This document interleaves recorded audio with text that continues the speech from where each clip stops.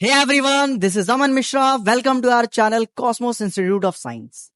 आज के लेक्चर में हम गैलेक्सीज के बारे में पढ़ने वाले हैं. ठीक है, गैलेक्सी के बारे में जो भी इंफॉर्मेशन है जो मेरे पास है, ठीक है, वो मैं देने की कोशिश करूंगा. बात करते हैं भाई गैलेक्सी क्या होता है. तो गैलेक्सी बेसिकली ह्यूज कलेक्शन है गैस का, डस्ट का और billions of stars and their solar system. इनके पूरे के समूह को हम क्या कहते हैं? गैलेक्सी कहते हैं. सो बेसिकली गैलेक्सी में है क्या? स्टार्स हैं, डस्ट पार्टिकल्स हैं, ठीक है, गैस हैं, और जो स्टार्स हैं उनका सोलर सिस्टम मतलब प्लैनेट, सैटेलाइट वगैरह होगा. इनके पूरे के समूह यानी कलेक्शन को हम क्या कहते हैं? गैलेक्सी कहते हैं. ठीक है, चलिए. अब भाई गैलेक्सी जो है, इतने जो स्टार्स हैं गैलेक्सी के अंदर, डस्ट पार्टिकल्स हैं, ये जो भी चीजें आपस में कैसे जुड़े हैं, कैसे हेल्ड है, कैसे अट्रैक्टेड है. तो एक फोर्स है उसको हम कहते हैं ग्रेविटेशनल फोर्स ऑफ अट्रैक्शन यानी कि ग्रेविटी. तो ग्रेविटी वो फोर्स है जिसके वजह से सारे स्टार्स गैलेक्सी में फिक्स्ड रहते हैं. अच्छा, बहुत से साइंटिस्टों का मानना है कि भाई जो ग्रेविटी है यानी कि ग्रेविटेशनल फोर्स है, वो चारों फंडामेंटल फोर्स में सबसे वीकेस्ट फोर्स है. तो सिर्फ ग्रेविटी रिस्पॉन्सिबल नहीं है पूरे गैलेक्सी को होल्ड करने में, मतलब ग्रेविटेशनल फोर्स इनसफिशिएंट है. तो एक नया कॉन्सेप्ट दिया साइंटिस्टों ने, हाइपोथेसिस है अभी तक, क्योंकि उसको ना ही हमने मेजर करा ना ही अभी तक प्रूव हुआ एक्सपेरिमेंटली. तो साइंटिस्टों ने हाइपोथेसिस दिया क्या कि ग्रेविटी सिर्फ रिस्पॉन्सिबल नहीं है गैलेक्सी को होल्ड करने में, उसके फॉर्मेशन में. एक मैटर होता है, इसको हम डार्क मैटर कहते हैं. डार्क मैटर ही वो मैटर है जिसके वजह से गैलेक्सी आपस में जुड़े हैं. ठीक है, ये सारे स्टार्स एक तरह से हेल्ड है.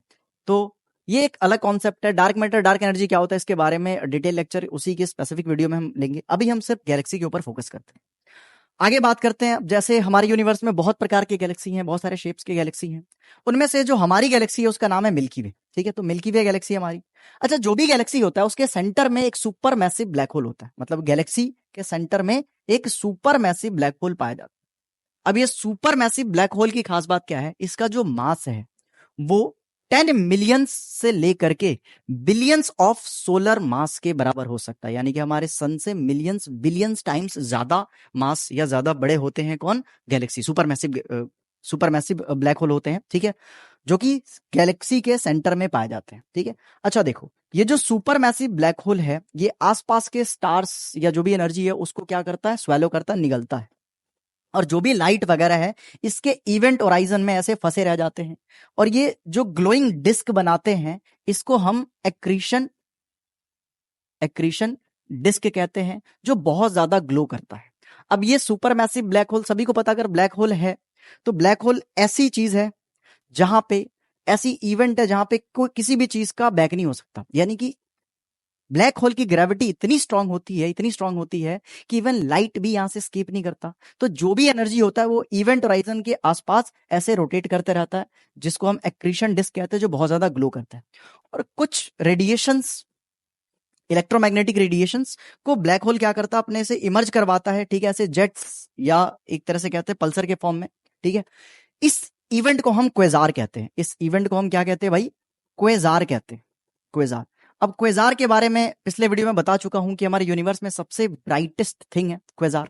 क्वेजार के बहुत सारे नाम हैं. इसको हम एक्टिव गैलेक्टिक न्यूक्लियाई भी कहते हैं या क्वासी स्टेलर ऑब्जेक्ट भी कहते हैं. ठीक है, बस इतना ही था गैलेक्सी के बारे में.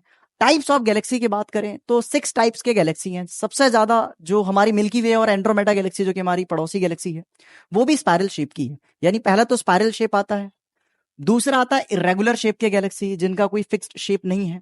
फिर बात करते हैं बेयर्ड स्पाइरल, जो प्रॉपरली स्पाइरल नहीं है. आप इसको पिक्चर में देख सकते हैं. आगे पिक्यूलियर गैलेक्सी, एकदम थोड़ा विचित्र शेप होता है इसका. पांचवा एलिप्टिकल गैलेक्सी होता है और छठा होता है लेंटिकुलर गैलेक्सी. तो ये मोस्टली 6 शेप के गैलेक्सी जो है अब तक डिस्कवर हुए हैं वो यहाँ पे. तो 6 टाइप्स के गैलेक्सी यहाँ पे हमने बता दिया.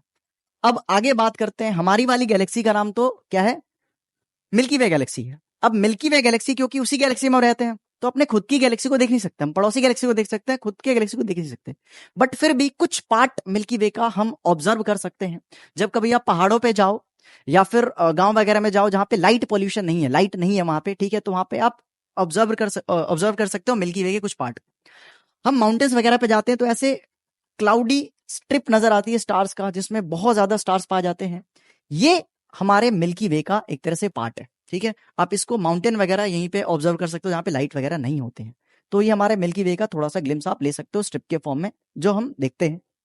आगे बात करते हैं, जो हमारी पड़ोसी गैलेक्सी है उसका नाम एंड्रोमेडा है। इसके नीचे जो चित्र है एंड्रोमेडा गैलेक्सी का, एंड्रोमेडा गैलेक्सी। ये जो एंड्रोमेडा गैलेक्सी है ये हमारी नेबर गैलेक्सी है, जो कि थोड़ा बहुत रिसेंबल करता हमारे मिल्की वे से, या हम इसको देख करके मिल्की वे की प्रॉपर्टीज बताते हैं कि हमारी मिल्की वे भी ऐसी होगी, क्योंकि ये एंड्रोमेडा गैलेक्सी भी एक स्पाइरल गैलेक्सी है, स्पाइरल गैलेक्सी।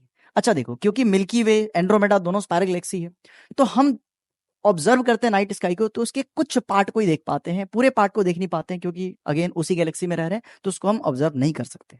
अच्छा, ऐसा गैलेक्सी इतनी बड़ी होती है कि रात को आप जितने तारे देखते हो वो गैलेक्सी के छोटे से पार्ट को ही आप ऑब्जर्व कर रहे होते हो। यानी कि नाइट स्काई में रात को जितने हम तारे देखते हैं वो हमारे पूरे गैलेक्सी का एक छोटा सा पॉइंट मात्र है। तो सोचो हमारी गैलेक्सी कितनी बड़ी होगी, कितनी विशाल होगी, है ना।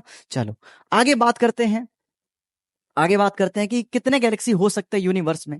तो भाई हमारे ऑब्जर्वेबल यूनिवर्स में अप्रोक्सीमेटली 200 बिलियंस यानी कि ट्रिलियंस ऑफ गैलेक्सीज प्रेजेंट है। ऐसा एस्टिमेट लगाया गया है कि बिटवीन 200 बिलियन यानी कि 2 ट्रिलियन गैलेक्सी प्रेजेंट है हमारे ऑब्जर्वेबल यूनिवर्स में। अब यहाँ पे ऑब्जर्वेबल यूनिवर्स का मतलब क्या है? ऐसा नहीं कि पूरे यूनिवर्स की बात कर रहे हैं, क्योंकि पूरे यूनिवर्स का साइज तो कोई मेजर भी नहीं कर सकता, पता भी नहीं लगा सकता, क्योंकि अभी हम बात कर रहे हैं उस समय गैलेक्सी इतनी एक्सपेंड हुई होगी कि हम मेजर ही नहीं कर सकते। हमें सभी को पता है कि यार गैलेक्सी क्या हो रही, गैलेक्सी बोल रहा हूं, हमारी जो यूनिवर्स है वो एक्सपेंड हो रही है, लाइट के स्पीड से भी ज्यादा फास्ट स्पीड से हमारी यूनिवर्स की एक्सपेंशन है, ठीक है। तो हम साइज का तो मेजरमेंट कर ही नहीं सकते ऑब्जर्वेबल मतलब यूनिवर्स का, क्योंकि एक्सपेंडिंग यूनिवर्स है, स्टेशनरी है नहीं।